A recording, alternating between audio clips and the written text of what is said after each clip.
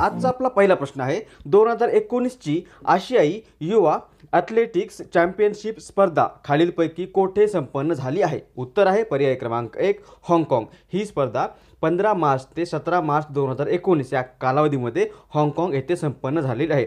या स्पर्धेमध्ये भारताने एकूण 26 पदक जिंकलेली आहेत।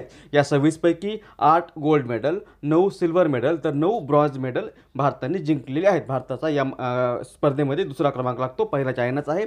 चायनाने एकूण 31 पदक जिंकलेले आहेत आणि भारताने 26 आणि ही स्पर्धा नुकतीच हाँगकाँग येथे संपन्न झालेली आहे।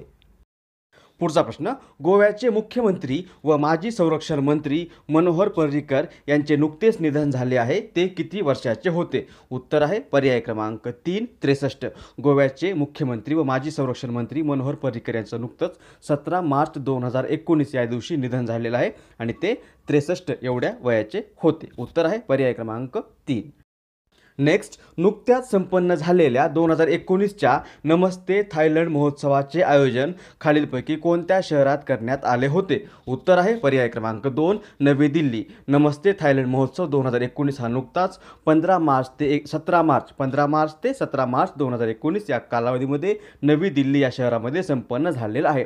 हा जो महोत्सव आहे, हा महोत्सव थायलंड व भारत या दोन देशांमधील सांस्कृतिक देवाणघेवाणीस प्रोत्साहन देण्याच्या उद्देशाने आयोजित करण्यात येणारा एक महोत्सव असून हे या महोत्सवाचं म्हणजे नमस्ते थायलंड महोत्सवाचं 2019 मध्ये हे तिसरं संस्करण होतं आणि हा नुकताच नवी दिल्ली या शहरामध्ये आयोजित करण्यात आला होता। उत्तर आहे पर्याय क्रमांक 2।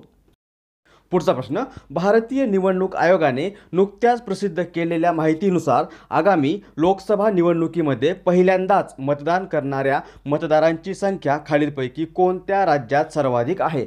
उत्तर आहे पर्याय क्रमांक 1 पश्चिम बंगाल। भारतीय निवडणूक आयोगाने नुकतीच एक माहिती प्रसिद्ध केलेली आहे। त्या माहितीनुसार सर्वाधिक नवीन मतदान करणारे मतदार म्हणजे ज्यांचं वय नुकतंच 18 वर्ष एवढं पूर्ण झालेलं आहे असे मतदार सर्वाधिक पश्चिम बंगाल या राज्यामध्ये आहेत। पश्चिम बंगालमध्ये जवळपास 20.1 लाख एवढे नवीन मतदार आहेत आणि या माहितीमध्ये किंवा या यादीमध्ये पश्चिम बंगालचा पहिला क्रमांक लागतो। म्हणजे पश्चिम बंगालमध्ये सर्वाधिक नवीन मतदार आहेत। त्यानंतर दुसऱ्या क्रमांकावर आहे उत्तर प्रदेश, तिसऱ्या क्रमांकावर आहे मध्य प्रदेश। उत्तर प्रदेशमध्ये 16.7 लाख एवढे नवीन मतदार आहेत तर मध्य प्रदेशमध्ये 13.6 लाख एवढे नवीन मतदार आहेत आणि आपल्या महाराष्ट्रामध्ये 11.9 लाख एवढे नवीन मतदार आहेत या आगामी लोकसभा निवडणुकीमध्ये पहिल्यांदाच मतदान करणारे। सर्वाधिक आहेत पश्चिम बंगालमध्ये, म्हणजे उत्तर आहे पर्याय क्रमांक 1 पश्चिम बंगाल। पश्चिम बंगाल मॅपमध्ये बघा, हे आहे पश्चिम बंगाल। पश्चिम बंगालची राजधानी कोलकाता। पश्चिम बंगालचे सध्याचे राज्यपाल केशरीनाथ त्रिपाठी आणि पश्चिम बंगालच्या मुख्यमंत्री ममता बॅनर्जी। पुढचा प्रश्न, 2018-19चा DD महिला किसान पुरस्कार खालीलपैकी कोणाला मिळाला आहे?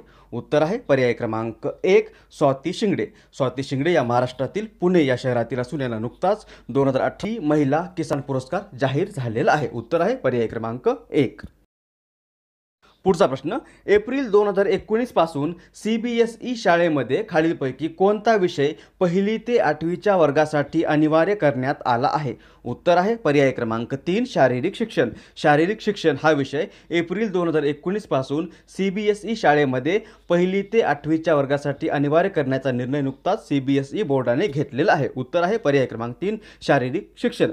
हे CBSE काय तर CBSEचा लॉंग फॉर्म आहे central board of secondary education. Central board of secondary education हा CBSEचा लॉंग फॉर्म आहे।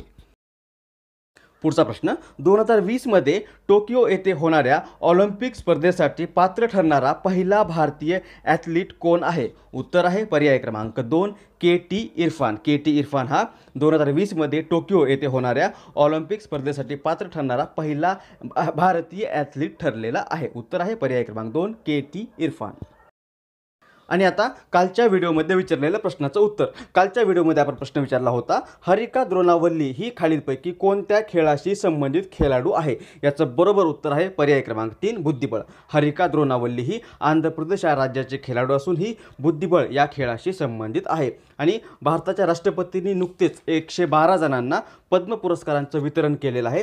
त्या पुरस्कारामध्ये या हरिका द्रोणावल्ली हिचाही समावेश आहे। म्हणजे या हरिका द्रोणावल्लीलाही या वर्षीच्या पद्म पुरस्काराने सन्मानित करण्यात आलेला आहे आणि ही बुद्धिबळ या खेळाशी संबंधित खेळाडू आहे। म्हणजे उत्तर होतं आपलं पर्याय क्रमांक 3 बुद्धिबळ।